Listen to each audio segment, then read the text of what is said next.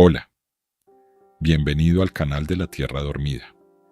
Esta noche vamos a hacer un viaje diferente a todos los que hayas hecho antes. No vamos a ningún país, no vamos a ningún océano ni a ninguna montaña. Esta noche vamos a salir de la Tierra completamente. Vamos a atravesar la atmósfera, dejar atrás la luna, despedirnos del sol y adentrarnos en algo tan grande que los números que usamos para describir el mundo de todos los días se quedan completamente cortos. Esta noche vamos a explorar el cosmos. La palabra cosmos viene del griego antiguo y significa orden, armonía, belleza. Los filósofos griegos la usaban para describir el universo porque intuían que detrás de todo ese cielo nocturno, lleno de puntos de luz, había un sistema, una estructura, algo que podía entenderse si uno miraba con suficiente cuidado. Tenían razón. Aunque les faltaban los telescopios, los satélites, los detectores de ondas gravitacionales y los supercomputadores que usamos hoy, tenían razón en lo fundamental.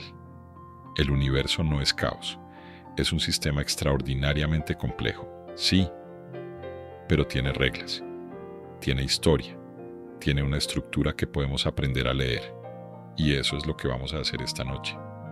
Vamos a aprender a leer el universo, desde cómo nació hasta cómo morirá, desde las partículas más pequeñas que existen hasta las estructuras más grandes que la mente humana ha podido imaginar, desde la luz que viajó 14.000 millones de años para llegar a nuestros ojos, hasta las fuerzas invisibles que gobiernan el destino de todo lo que existe.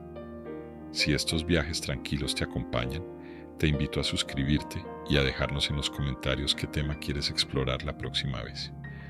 Por ahora, relájate. Afloja los hombros, cierra los ojos si quieres y déjate llevar.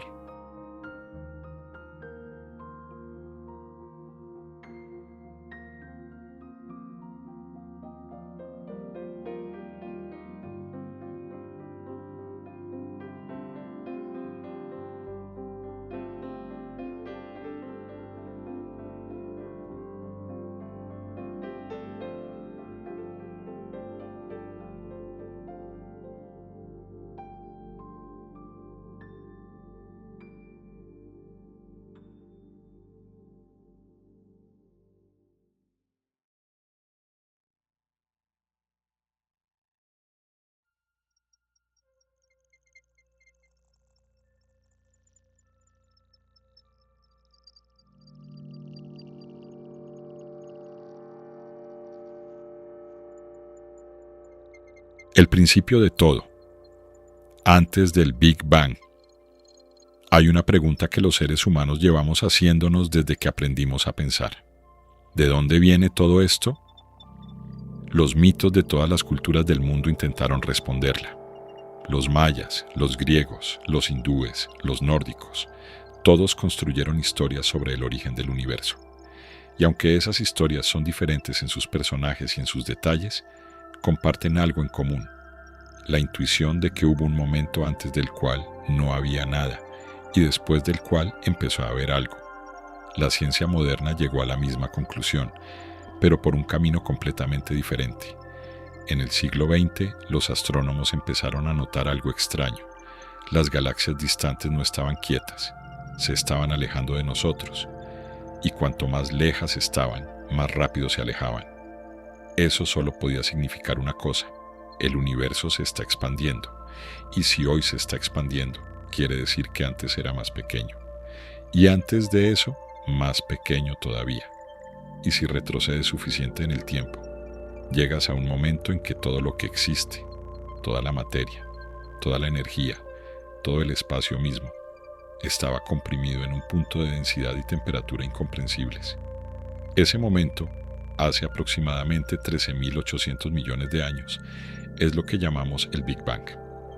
Pero aquí viene lo que más cuesta entender. El Big Bang no fue una explosión dentro del espacio, fue la creación del espacio mismo y del tiempo. Antes del Big Bang no había un lugar vacío esperando que algo explotara dentro de él. No había absolutamente nada, ni espacio, ni tiempo, ni materia, ni energía, y de repente, en una fracción de segundo imposiblemente pequeña, hubo todo. ¿Cómo es posible? Honestamente no lo sabemos. La física que conocemos deja de funcionar en ese instante inicial. Las matemáticas producen resultados sin sentido cuando intentamos describir ese primer momento. Es uno de los límites del conocimiento humano actual. Pero desde una fracción de segundo después del Big Bang en adelante, sí podemos rastrear lo que pasó. Y lo que pasó es extraordinario. La inflación cósmica. En los primeros instantes después del Big Bang, el universo era un plasma de densidad y temperatura absolutamente inimaginables, partículas que apenas existían por fracciones de segundo antes de aniquilarse entre sí, energía en formas que no existen en ningún lugar del universo actual. Y entonces ocurrió algo que los físicos llaman inflación cósmica. En una fracción de segundo, un intervalo de tiempo tan pequeño que no tenemos palabras cotidianas para describirlo, el universo se expandió de manera exponencial. Se hizo enormemente más grande, muchísimo más rápido que la velocidad de la luz. ¿Puede algo moverse más rápido que la luz? Normalmente no. Pero en este caso no es materia moviéndose por el espacio, es el espacio mismo expandiéndose. Y al espacio no le aplican las mismas limitaciones. Esta expansión inflacionaria tomó fluctuaciones cuánticas, pequeñísimas variaciones aleatorias en la densidad de energía, y las estiró hasta escalas cósmicas, como cuando tomas una foto borrosa y la amplías hasta que los píxeles se vuelven bloques enormes. Esas fluctuaciones estiradas se convirtieron en las semillas de todo lo que existe hoy. Las galaxias, los cúmulos de galaxias, las grandes estructuras del universo. Todo tiene su origen en esas variaciones cuánticas aleatorias que ocurrieron en el primer instante de la existencia. Piénsalo un momento. Que existas tú, que exista la Tierra, que exista el Sol y la Vía Láctea. Todo eso tiene su origen último en fluctuaciones aleatorias a escala cuántica, que ocurrieron hace casi 14.000 millones de años, en el instante del nacimiento del universo. La física cuántica y la cosmología están conectadas por ese hilo invisible que atraviesa todo el tiempo y toda la historia del cosmos.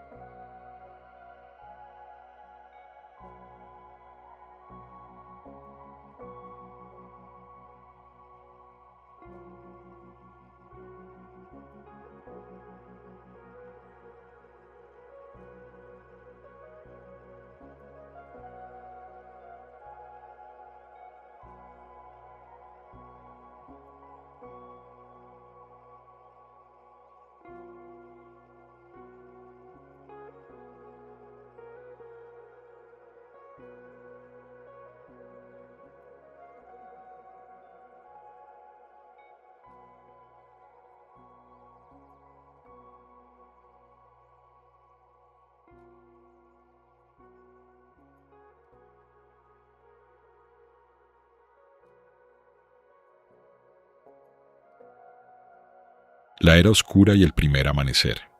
Después de la inflación, el universo siguió expandiéndose y enfriándose. Durante los primeros minutos, los protones y neutrones se combinaron para formar los primeros núcleos atómicos, hidrógeno y helio principalmente.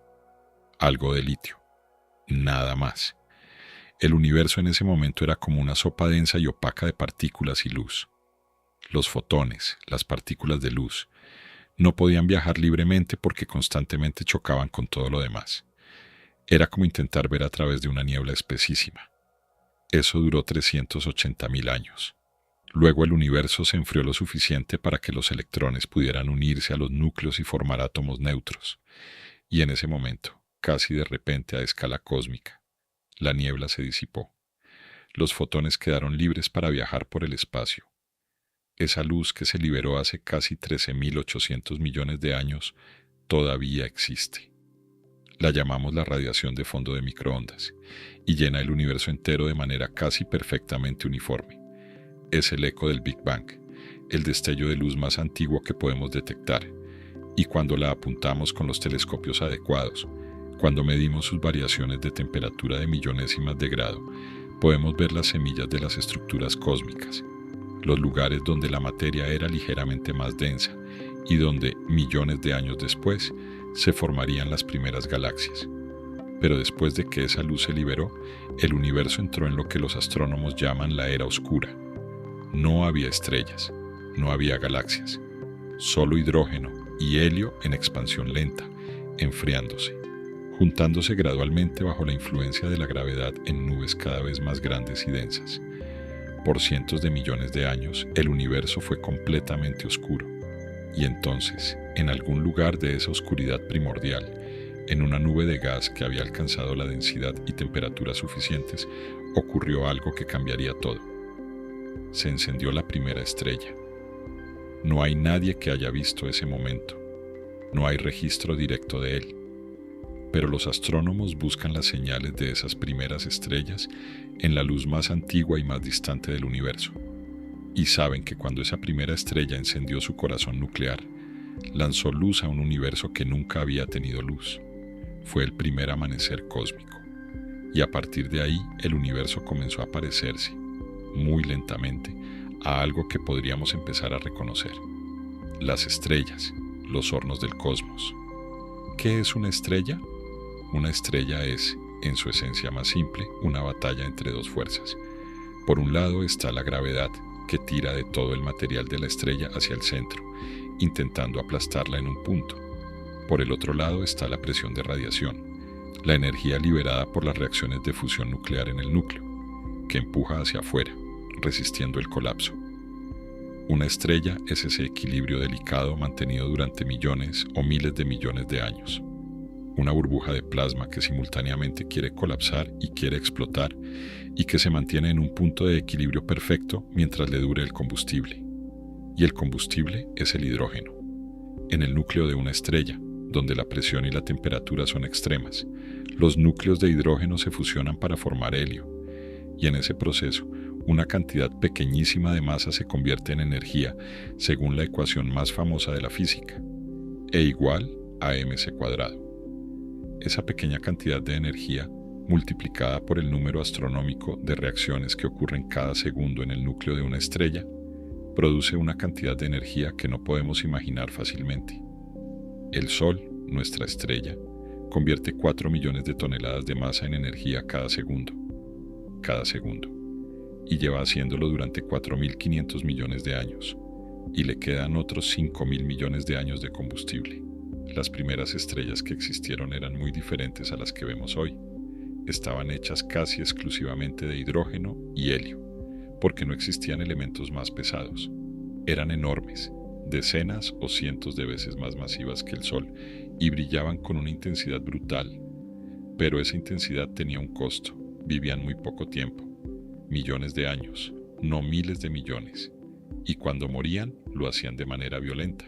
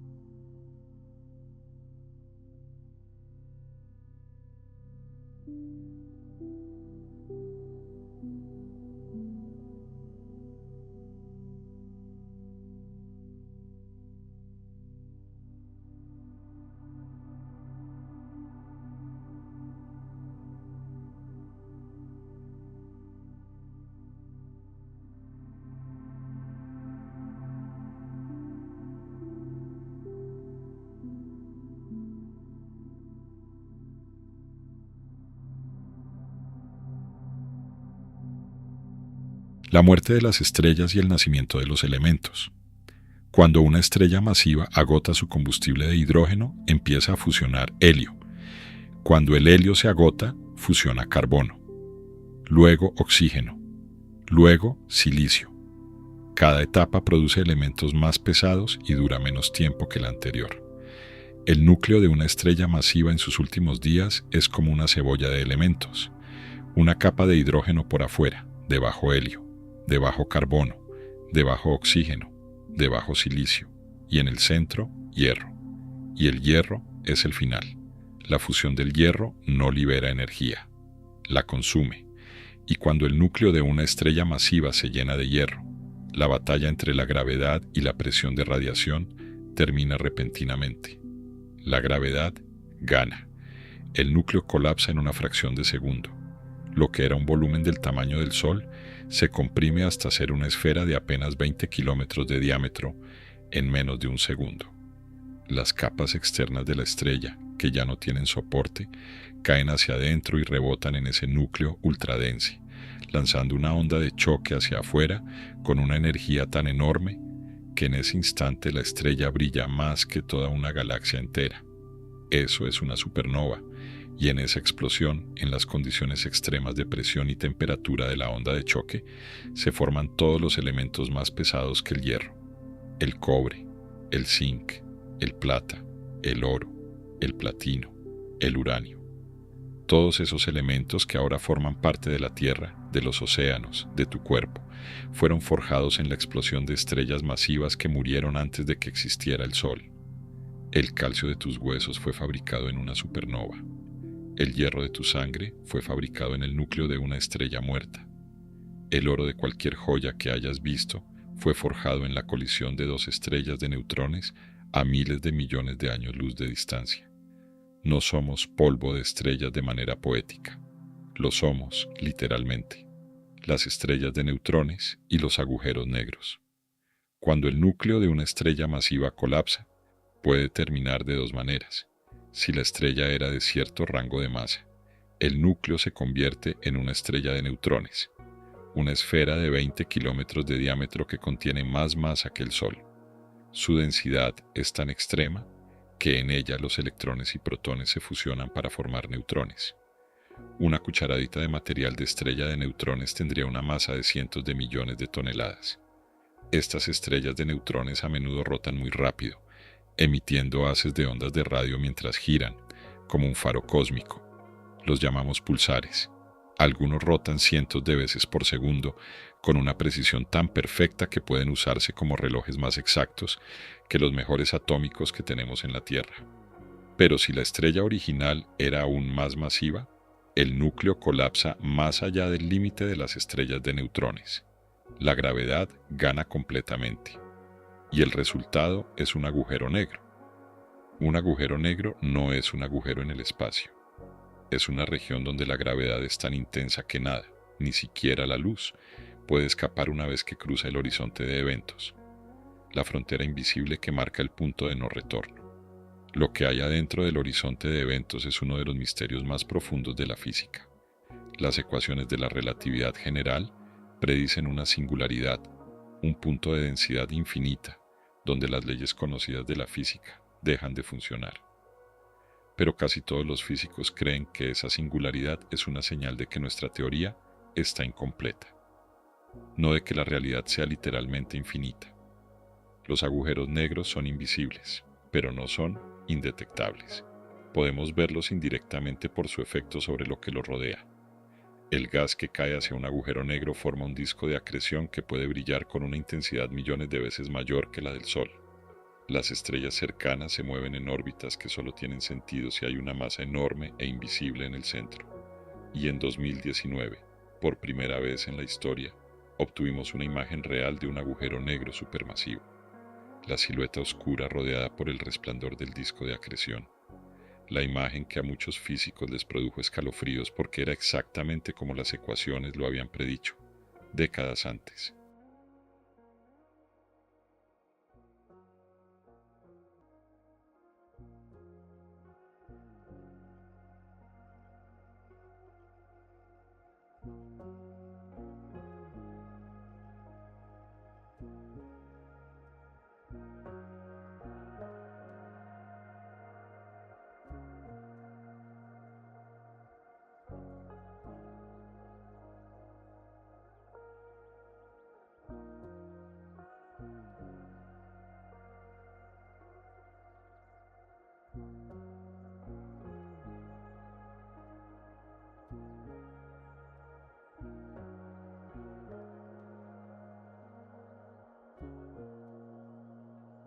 Los agujeros negros supermasivos. En el centro de casi todas las galaxias grandes que conocemos, incluyendo la nuestra, hay un agujero negro supermasivo. No estamos hablando de los agujeros negros formados por estrellas individuales, que tienen masas de unas pocas veces la del Sol. Estamos hablando de monstruos con masas de millones o miles de millones de soles. En el centro de la Vía Láctea hay un agujero negro llamado Sagitario A estrella, con una masa de 4 millones de soles. En el centro de la galaxia M87, el mismo que fue fotografiado en 2019, hay uno con una masa de 6.500 millones de soles. Y en los cuásares, objetos brillantísimos que vemos en los confines del universo observable, hay agujeros negros aún más masivos devorando enormes cantidades de gas. La energía que liberan mientras consumen ese material puede ser tan grande que su luz supera la de toda la galaxia que lo rodea. Son los objetos más luminosos del universo, y también son ventanas al pasado, porque la luz de los cuásares más distantes tardó miles de millones de años en llegar hasta nosotros. Estamos viéndolos como eran cuando el universo era joven. Son fotografías del cosmos en su infancia. Galaxias, islas de estrellas. Lo que es una galaxia. Una galaxia es una ciudad de estrellas. Pero la palabra ciudad no hace justicia a la escala. La Vía Láctea, nuestra galaxia, contiene entre 200 y 400 mil millones de estrellas. Tiene unos 100.000 años luz de diámetro. Si pudieras viajar a la velocidad de la luz, tardarías 100.000 años en cruzarla de lado a lado. Y la Vía Láctea no es especialmente grande. Hay galaxias que contienen billones de estrellas. Lo que mantiene unida a una galaxia es la gravedad. No solo la gravedad de las estrellas, sino principalmente la gravedad de la materia oscura, de la que hablaremos después, que forma un halo invisible alrededor de cada galaxia y proporciona la mayor parte de la masa que evita que todo salga disparado. Las galaxias tienen formas distintas. Las espirales, como la Vía Láctea y la galaxia de Andrómeda, tienen brazos que se enroscan hacia afuera desde un núcleo central. Las elípticas son más antiguas, con forma de pelota o disco sin estructura espiral visible. Las irregulares no tienen una forma definida, a menudo porque fueron distorsionadas por la gravedad de una galaxia vecina. Nuestra propia posición en la Vía Láctea es bastante modesta. El Sol se encuentra en uno de los brazos espirales, a unos 27.000 años luz del centro galáctico. No estamos en ningún lugar especialmente prominente. Somos una estrella de tamaño medio en los suburbios de una galaxia de tamaño medio.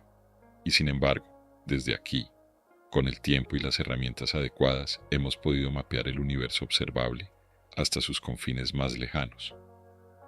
Las galaxias no están quietas. Una de las ideas que más cuesta interiorizar cuando se aprende astronomía es que las galaxias se mueven. No ligeramente, no poco a poco. Se mueven a velocidades enormes, miles de kilómetros por segundo, en corrientes gravitacionales definidas por la distribución de materia en el universo, y se fusionan. Cuando dos galaxias se acercan lo suficiente, sus halos de materia oscura empiezan a interactuar, y comienza una danza gravitacional que puede durar miles de millones de años. Las galaxias se acercan, pasan la una por la otra, se deforman mutuamente con sus fuerzas de marea, se separan, se acercan de nuevo, y eventualmente se fusionan en una sola galaxia más grande. En estas fusiones las estrellas individuales casi nunca chocan directamente porque están separadas por distancias enormes en comparación con su tamaño. Pero el gas sí se comprime, y cuando el gas se comprime se forman estrellas nuevas. Las fusiones de galaxias son a menudo épocas de formación estelar intensa, y la Vía Láctea no es una excepción. Nuestra galaxia tiene las cicatrices de fusiones pasadas. Hay corrientes de estrellas que son los restos de galaxias pequeñas que la Vía Láctea absorbió hace miles de millones de años. Y en este momento estamos acercándonos a la galaxia de Andrómeda. En unos 4.000 millones de años, Andrómeda y la Vía Láctea colisionarán. No será el fin del mundo. El Sol probablemente seguirá existiendo durante esa colisión. Pero el cielo nocturno, si hubiera alguien para verlo, sería completamente diferente al que vemos hoy.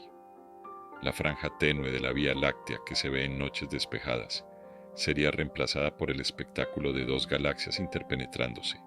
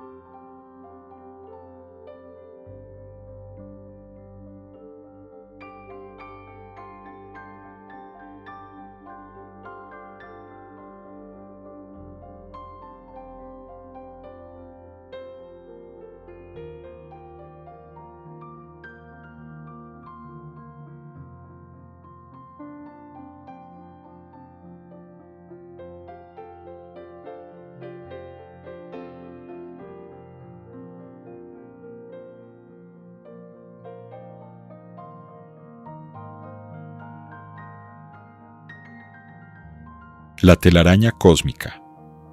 Cuando los astrónomos mapearon la distribución de las galaxias en el universo a gran escala, encontraron algo que nadie esperaba. El universo tiene estructura.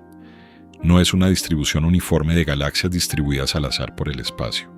Las galaxias se agrupan en cúmulos. Los cúmulos se conectan entre sí por filamentos, estructuras lineales enormes hechas principalmente de materia oscura y gas, que pueden tener cientos de millones de años luz de longitud. Y entre los filamentos hay los vacíos, regiones enormes del espacio donde hay muy pocas o ninguna galaxia. Algunos vacíos tienen cientos de millones de años luz de diámetro. El resultado, cuando lo ves en un mapa tridimensional del universo, es algo que se parece sorprendentemente a una telaraña, o a las neuronas del cerebro humano, o a la estructura del universo primordial amplificada durante miles de millones de años por la gravedad. Es la telaraña cósmica, la estructura a gran escala del universo. Y esa estructura tiene su origen en esas fluctuaciones cuánticas del instante inicial, las mismas que mencionamos antes, amplificadas durante 13.800 millones de años por la gravedad, lo que era una ligera variación de densidad de una parte en 100.000 en el universo primordial, es hoy la diferencia entre un filamento lleno de galaxias y un vacío casi completamente vacío. La estructura del universo es el eco directo del Big Bang, magnificado por el tiempo. Las fuerzas invisibles. La materia oscura. Hay un problema que los astrónomos descubrieron hace décadas y que todavía no ha sido resuelto. Las galaxias giran demasiado rápido. Cuando mides la velocidad a la que las estrellas en los bordes de una galaxia espiral orbitan el centro y la comparas con la cantidad de masa visible que hay en la galaxia, los números no cuadran. Según la gravedad newtoniana, las estrellas en los bordes deberían orbitar mucho más despacio de lo que observamos. Si solo existiera la materia que podemos ver, las galaxias deberían haberse desintegrado hace miles de millones de años. La conclusión es que hay más materia de la que vemos, mucha más. Esa materia invisible la llamamos materia oscura, y según las mejores estimaciones actuales, constituye aproximadamente el 85% de toda la materia del universo. Todo lo que podemos ver, estrellas, gas, planetas, galaxias, todo lo que emite o refleja luz, es solo el 15% restante. La materia oscura no emite luz, no absorbe luz, no interactúa con la luz de ninguna manera que podamos detectar directamente. Solo la conocemos por sus efectos gravitacionales, y esos efectos son enormes. Sin la materia oscura, las galaxias no existirían. La telaraña cósmica no existiría. Las galaxias no habrían tenido suficiente masa para juntarse gravitacionalmente en los primeros tiempos del universo.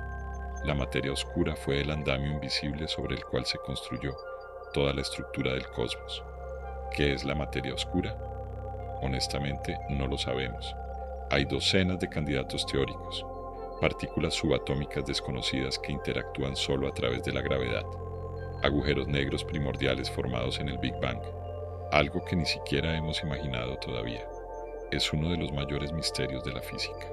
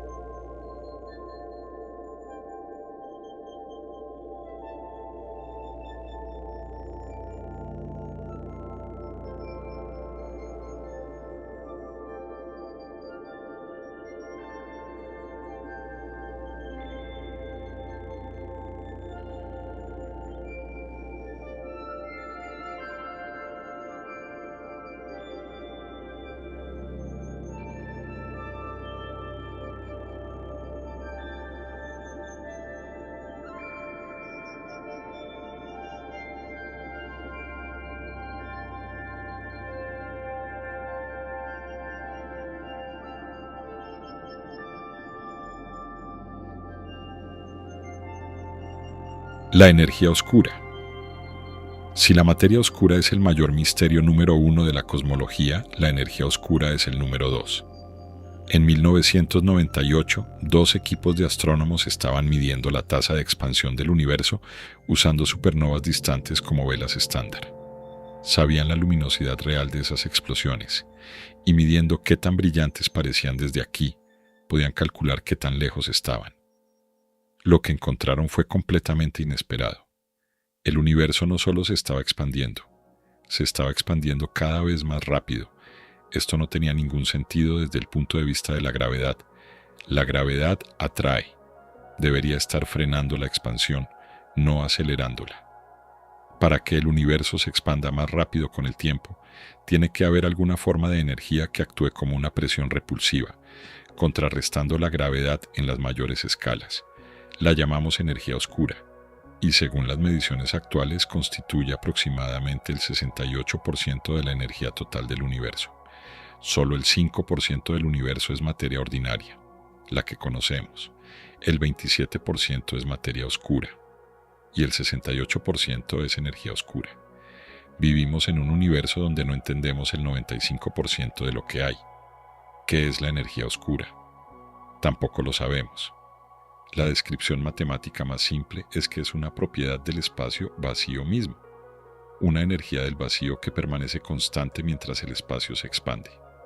Pero el valor que las ecuaciones predicen y el valor que observamos difieren por 120 órdenes de magnitud, lo que los físicos llaman el peor problema sin resolver de la física teórica. Quizás nunca entendamos completamente la energía oscura, o quizás entenderla requiera una revolución en la física tan profunda como la que representó la relatividad general o la mecánica cuántica. Las ondas gravitacionales. En septiembre de 2015 ocurrió algo extraordinario. 2 detectores en Estados Unidos, los laboratorios LIGO, detectaron por primera vez en la historia una onda gravitacional. ¿Qué es una onda gravitacional? Es una distorsión del espacio-tiempo mismo que se propaga por el universo a la velocidad de la luz. Cuando 2 objetos enormes como 2 agujeros negros orbitan y finalmente se fusionan, liberan una cantidad colosal de energía en forma de estas ondas que estiran y comprimen el espacio en su paso. La señal que LIGO detectó fue producida por la fusión de 2 agujeros negros a unos 1.300 millones de años luz de distancia. Y la distorsión que esa fusión produjo en el espacio fue tan pequeña que cambió la longitud de los detectores, de 4 kilómetros cada uno, en una fracción de la milésima parte del diámetro de un protón. Detectar algo así es uno de los logros de ingeniería más extraordinarios de la historia humana, y abrió una ventana completamente nueva para observar el universo. Antes de las ondas gravitacionales, todo lo que sabíamos del cosmos lo habíamos aprendido a través de luz en sus diversas formas. Las ondas gravitacionales nos permiten escuchar el universo, no solo verlo. Desde 2015 hemos detectado docenas de fusiones de agujeros negros, fusiones de estrellas de neutrones y posiblemente otros eventos aún más exóticos. El universo está lleno de vibraciones que atraviesan el espacio y que durante toda la historia de la humanidad no supimos que existían.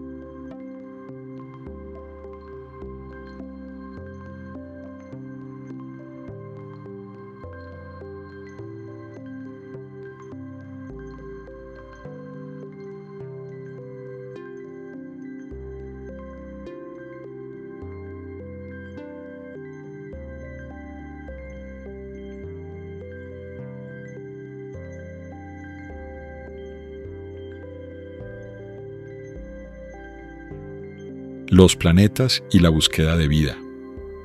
¿Cómo nacen los planetas? Alrededor de la mayoría de las estrellas recién formadas hay un disco de gas y polvo, los restos del material que no cayó directamente a la estrella durante su formación. Ese disco es la cuna de los planetas. Las partículas de polvo se pegan unas a otras formando agregados, cada vez más grandes. Los agregados pequeños se combinan para formar cuerpos del tamaño de peñascos, luego del tamaño de montañas, luego del tamaño de la Luna. Y cuando estos protoplanetas alcanzan una masa suficiente, su propia gravedad empieza a atraer más material todavía.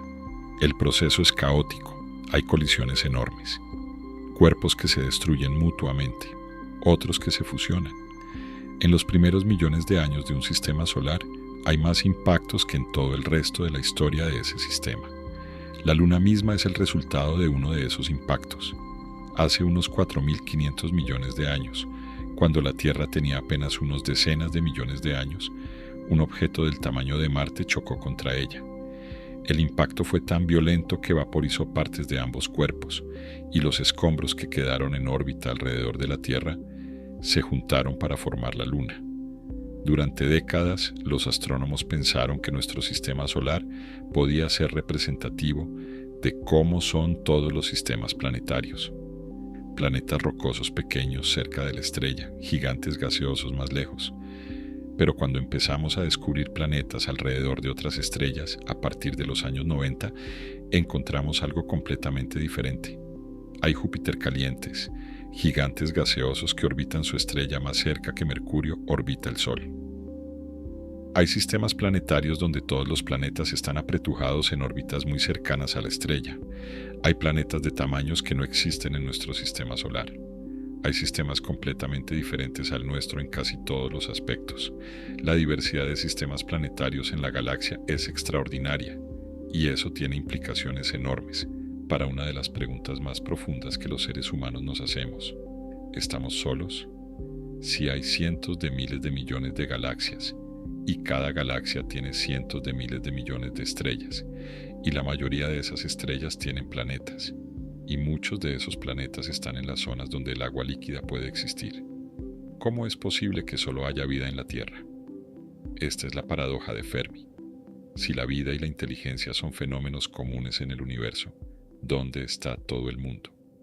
Con la escala de tiempo que ha tenido el universo para producir civilizaciones, incluso civilizaciones que se expandieran a solo el 1% de la velocidad de la luz, habrían podido colonizar toda la galaxia en unos pocos millones de años. Y hay estrellas con miles de millones de años más de historia que el Sol, y sin embargo, silencio. Puede haber muchas explicaciones. Quizás la vida es más rara de lo que pensamos. Quizás la vida simple es común, pero la inteligencia es excepcional. Quizás las civilizaciones avanzadas no se expanden de la manera que imaginamos. Quizás hay algo que acaba con todas las civilizaciones antes de que lleguen a cierto nivel tecnológico, lo que los astrónomos llaman el gran filtro. O quizás simplemente no hemos mirado lo suficiente en el lugar correcto. Lo que sí sabemos es que en los últimos años hemos encontrado planetas con condiciones muy interesantes. Mundos donde hay vapor de agua en la atmósfera. Mundos en la zona habitable de sus estrellas. Lunas de planetas gigantes en nuestro propio sistema solar, con océanos líquidos bajo capas de hielo. La luna Europa de Júpiter tiene un océano de agua líquida bajo su superficie helada, con más agua que todos los océanos de la Tierra juntos. La luna Encélado de Saturno expulsa géiseres de vapor de agua con materiales orgánicos complejos al espacio. Si existe vida fuera de la Tierra, los candidatos más prometedores no son planetas lejanos en otras estrellas. Son mundos que tenemos a tiro de piedra, en términos cósmicos, dentro de nuestro propio sistema solar.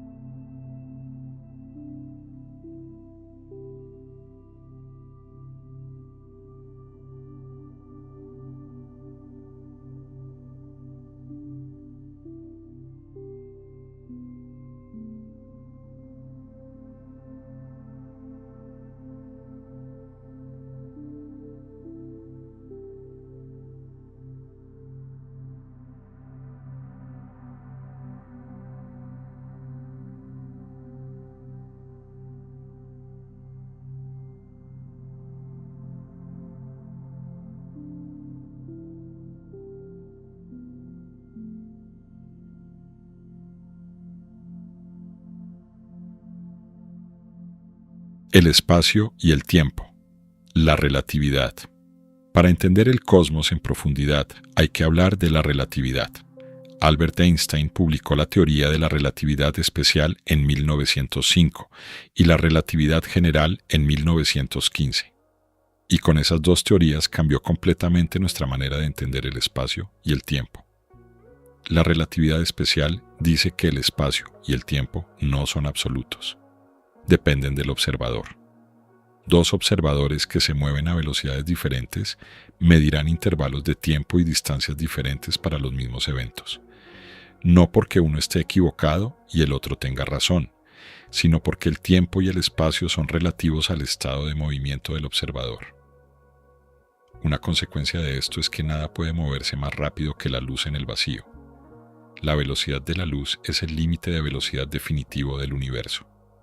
Y cuanto más rápido te mueves, más lento pasa el tiempo para ti en comparación con alguien que está quieto. Un astronauta en una nave que viaja muy cerca de la velocidad de la luz envejecería mucho más despacio que las personas en la Tierra. Esto no es ciencia ficción, es física bien comprobada. Los satélites GPS tienen que corregir por los efectos relativistas en sus relojes, o sus cálculos de posición serían incorrectos en kilómetros. La relatividad general va más lejos. Einstein propuso que la gravedad no es una fuerza como imaginaba Newton, sino una curvatura del espacio-tiempo producida por la masa y la energía. Los planetas no orbitan el Sol porque haya una fuerza que los jale.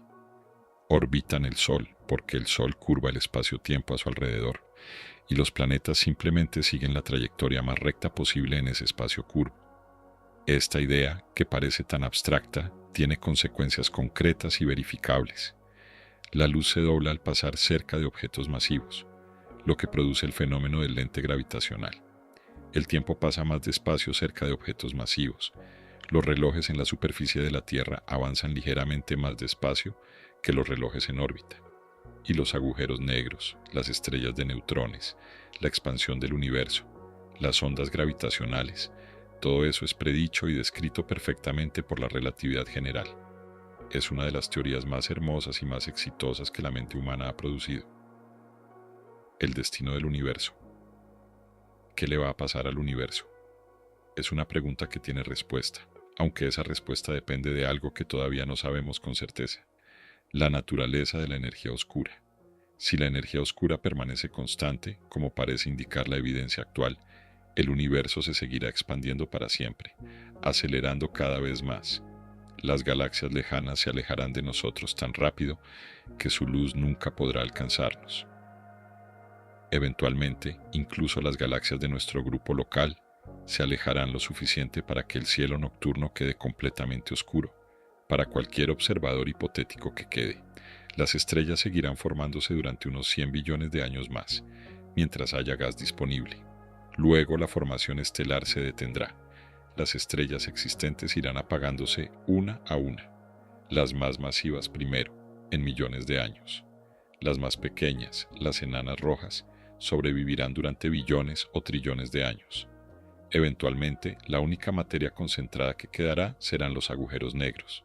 Y ellos mismos, según la teoría propuesta por Stephen Hawking, se evaporarán lentamente a lo largo de un tiempo inimaginablemente largo.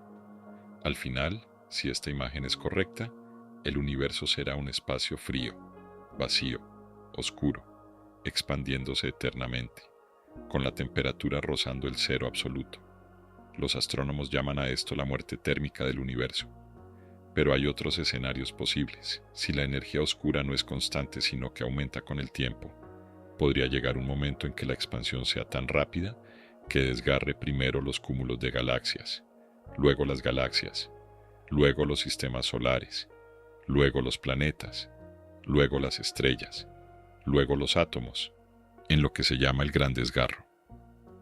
Y hay especulaciones aún más exóticas, universos que se reproducen, multiversos donde ocurren todas las posibilidades, universos que rebotan en lugar de colapsar.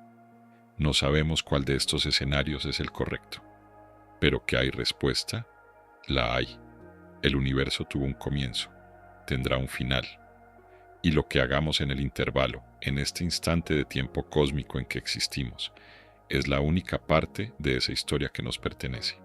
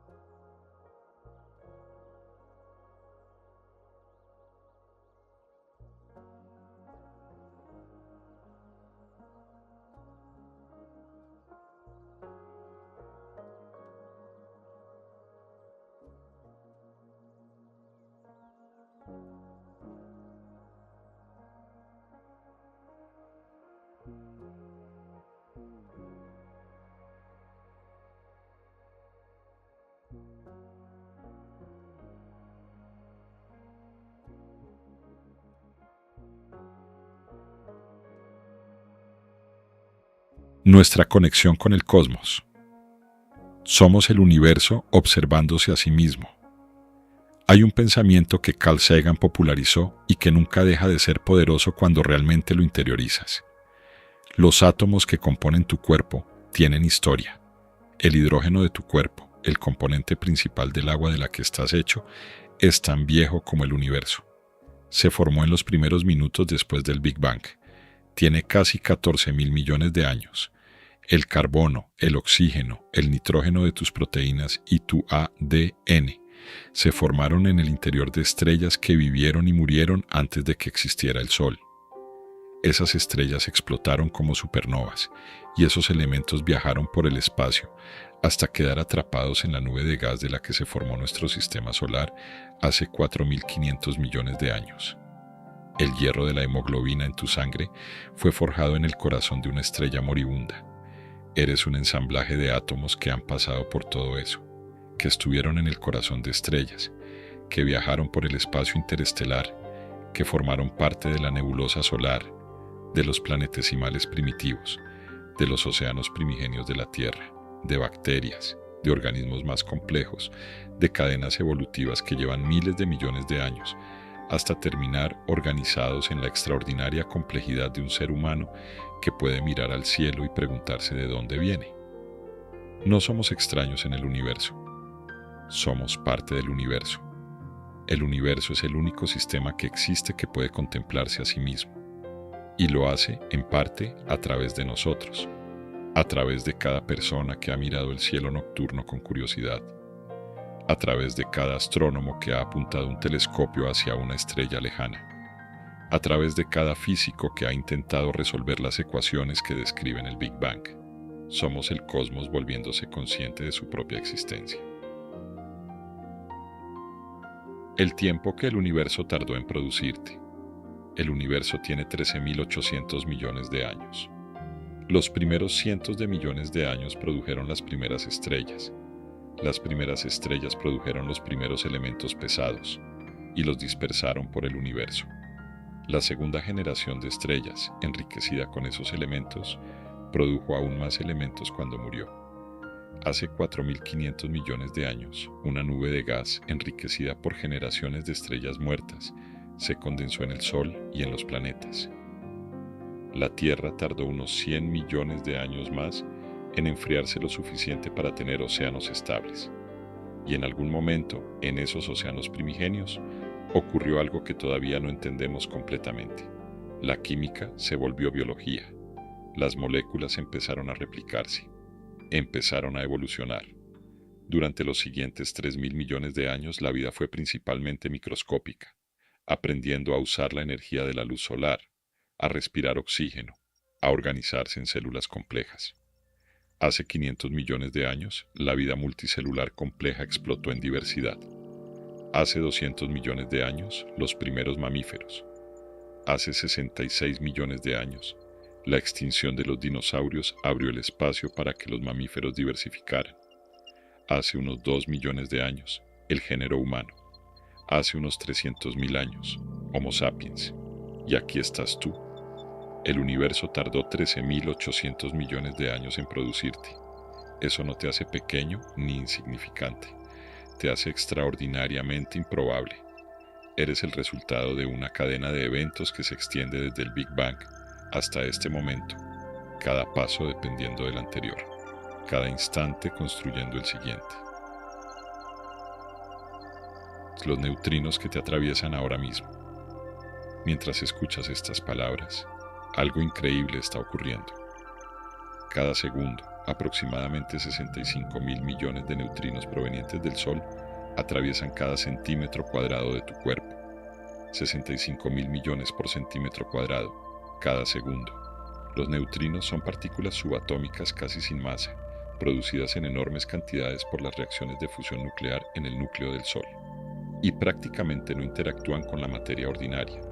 Atraviesan la Tierra entera como si no existiera. Tú eres completamente transparente para los neutrinos. Ahora mismo, en este momento, mientras estás acostado y con los ojos cerrados, millones de neutrinos del Sol te están atravesando.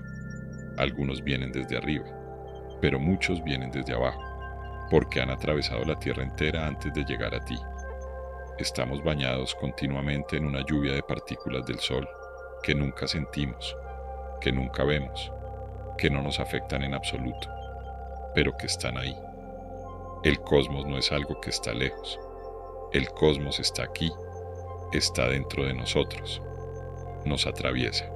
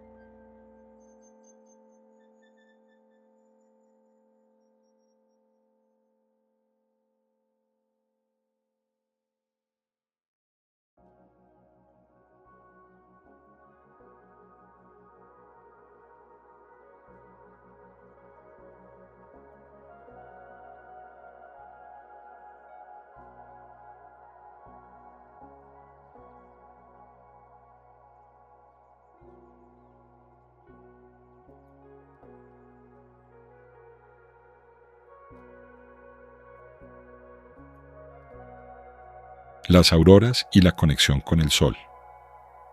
Hay momentos en que la conexión entre la Tierra y el cosmos se vuelve visible para todos. Las auroras. La aurora boreal en el hemisferio norte, la aurora austral en el sur. El Sol no solo emite luz, también emite continuamente un flujo de partículas cargadas que llamamos viento solar. Cuando ese viento llega a la Tierra, nuestro campo magnético lo desvía. Pero cerca de los polos, las líneas del campo magnético convergen hacia la superficie, y ahí el viento solar puede entrar en la atmósfera. Cuando las partículas del viento solar chocan con los átomos de oxígeno y nitrógeno en la atmósfera superior, los excitan y hacen que emitan luz. Verdes y amarillos del oxígeno a ciertas alturas, rojos del oxígeno a alturas mayores, azules y violetas del nitrógeno. Una aurora es la atmósfera iluminada por el viento del Sol. Cuando una tormenta solar especialmente intensa llega a la Tierra, las auroras pueden verse en latitudes mucho más bajas de lo normal. Ha habido tormentas solares tan potentes que las auroras se han visto en zonas tropicales. Las culturas antiguas que vivían en altas latitudes crearon mitos y leyendas para explicar las auroras. Las veían como mensajes de los dioses, como almas de guerreros muertos, como serpientes de fuego en el cielo. En realidad son la danza visible de la conexión entre nuestra estrella y nuestro planeta. Una conexión que existe desde que la Tierra se formó y que existirá hasta que el Sol muera. Hemos viajado lejos esta noche. Hemos visitado el Big Bang y los primeros instantes del universo. Las primeras estrellas encendiendo la oscuridad primordial. Las supernovas fabricando los átomos de tu cuerpo. Los agujeros negros distorsionando el espacio-tiempo. La telaraña cósmica que conecta miles de millones de galaxias en la mayor estructura que existe. Hemos hablado de la materia oscura que no podemos ver y de la energía oscura que no entendemos, de planetas alrededor de estrellas lejanas y de la pregunta que no hemos podido responder todavía sobre si estamos solos.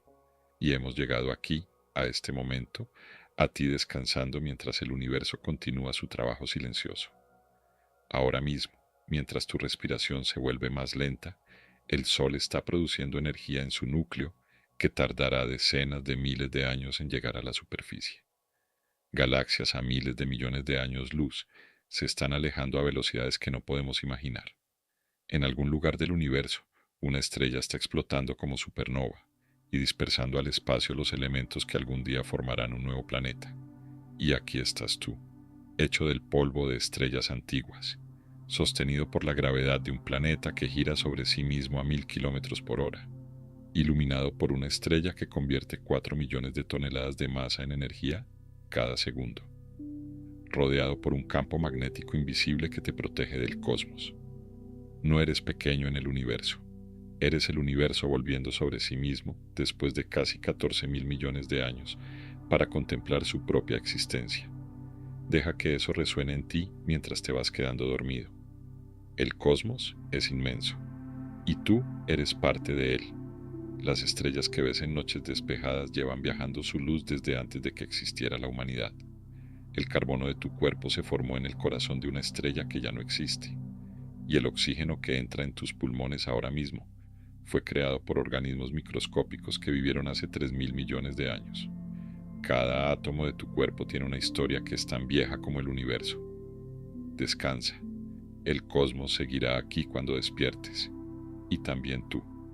Si este viaje te acompañó esta noche, te invito a suscribirte y a decirnos en los comentarios qué quieres explorar la próxima vez. Cada semana, un nuevo viaje tranquilo hacia los misterios del universo que habitamos. Cierra los ojos.